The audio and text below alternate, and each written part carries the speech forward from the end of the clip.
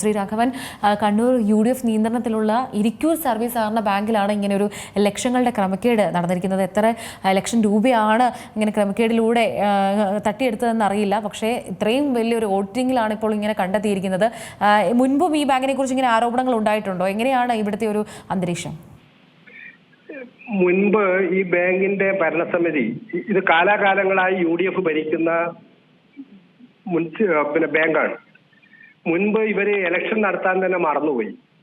അങ്ങനെ ഇലക്ഷൻ നടത്താൻ മറന്നുപോയിട്ട് ആ ഭരണസമിതിക്ക് അവിടെ ഒരു അഡ്മിനിസ്ട്രേറ്റീവ് കമ്മിറ്റി വന്നു. ആ സമയത്ത് തന്നെ ആ ബാങ്ക് 14 കോടി രൂപ നഷ്ടത്തിലായിരുന്നു. അന്ന് തന്നെ വലിയ വിവാദം ഉണ്ടായിരുന്നു. ഇത് ഇത്രയും നഷ്ടത്തിലാക്കുന്ന അഴിമതിയുടെ ഫലമായിട്ടൊന്ന് അന്ന് ആക്ഷേപം ഉണ്ടായിരുന്നു.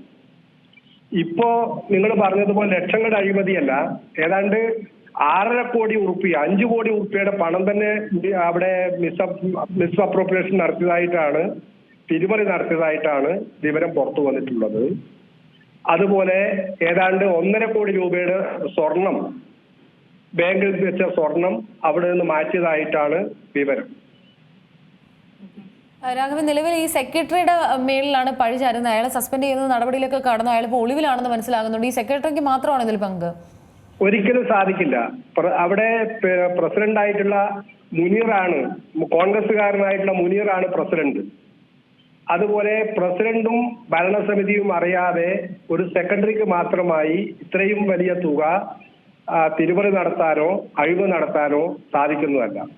തീർച്ചയായിട്ടും UDF ഭരിക്കുന്ന ഭരണസമിതിയും അതിന് നേതൃത്വം കൊടുക്കുന്ന UDF ലീഡർഷിപ്പുമാണ് ഇതിന് സമാധാനം പറയേണ്ടത്. ഇത്രയും ആളുകളുടെ, അതായത് ഇവരെല്ലാം പരാതി നൽകുന്നുണ്ട്, പക്ഷേ അവരുടെ ഭാഗത്തുനിന്ന് ഒന്നും തന്നെ ഒരു മറുപടി ഇപ്പം ലഭിക്കുന്നില്ല. ആളുകളൊക്കെ തന്നെ പൈസ പിൻവലിക്കാൻ വരുമ്പോൾ പോലും അതുപോലും ലഭിക്കാത്തൊരു സാഹചര്യമാണ്.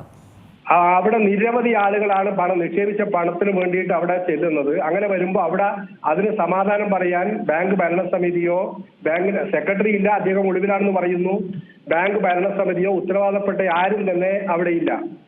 ഇവിടെയുള്ള ഈ ഇരിക്കൂർ MLA ഉണ്ട്, സജീവ് ജോസഫ് MLA, അദ്ദേഹത്തിന്റെ ഉൾപ്പെടെയുള്ള UDF ഭരണസമിതി, UDF നേതൃത്വമാണ് ഇതിന് സമാധാനം പറയേണ്ടത്.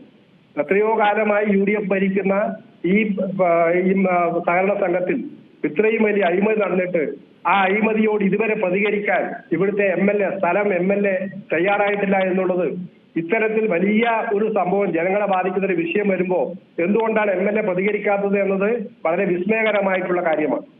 അതേപോലെ തന്നെ ഈ ജീവനക്കാർക്ക് കൃത്യമായി ശമ്പളം ലഭിച്ചിട്ടില്ല എന്നുള്ള ഒരു ആരോപണങ്ങളൊക്കെ ഇപ്പം ഈ നിക്ഷേപകർ ചെന്ന് പണം ചോദിക്കുമ്പോൾ അവർ പറയുന്നത് ഞങ്ങൾക്ക് പോലും ശമ്പളം ലഭിച്ചിട്ടില്ല എന്നുള്ളൊരു കാര്യം. ഇതൊന്നും അപ്പോൾ പുറത്ത് ആരും അറിഞ്ഞിരുന്നില്ലേ? അത്തരം കാര്യങ്ങൾ ഇതിപ്പം ഈ മാർച്ച് 31 അവസാനിക്കുന്ന കഴിഞ്ഞ വർഷത്തെ ഓഡിറ്റിന്റെ ഭാഗമായിട്ടാണ് ഈ ഞെട്ടിപ്പിക്കുന്ന അഴിമതിയും സാമ്പത്തിക തിരിമറിയും പുറത്തു വന്നിട്ടുള്ളത്. ഇപ്പൊ കൂടുതൽ കാര്യങ്ങൾ അറിയാനിരിക്കുന്നേ ഉള്ളൂ.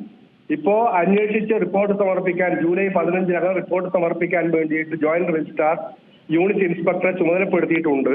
അതിന്റെ അന്വേഷണം നടന്നു കഴിഞ്ഞാൽ മാത്രമേ എത്ര ആഴത്തിലാണ്, എത്ര വ്യാപ്തിയിലാണ് അഴിമതി നടന്നത് എന്നതും മറ്റ് വിശദാംശങ്ങളും പുറത്തു വരാൻ വേണ്ടി പോകുന്നു.